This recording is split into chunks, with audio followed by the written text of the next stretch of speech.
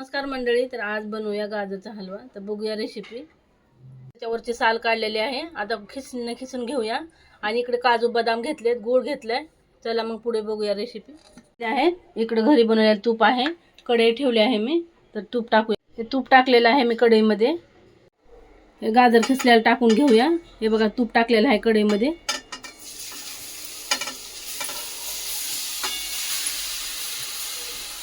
हे परतून घ्यायचं आहे सर्व. हे बघा तुपामध्ये पूर्ण ह्याचं पाणी सुकेपर्यंत. गूळ टाकलेला आहे मी आता. इकडे आहे दूध, इकडे आहे काजू बदाम बारीक करून घेतलेले. दूध टाकूया आता. हे बघू शकता हलवा 5 मिनिटात तयार होणार आहे. आता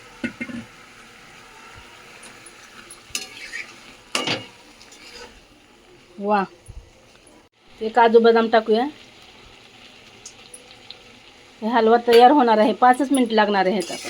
वा, हे बघू शकताय मंडळी, आपला हलवा तयार झालेला आहे. आता बघू शकताय, खाऊन बघूया आता.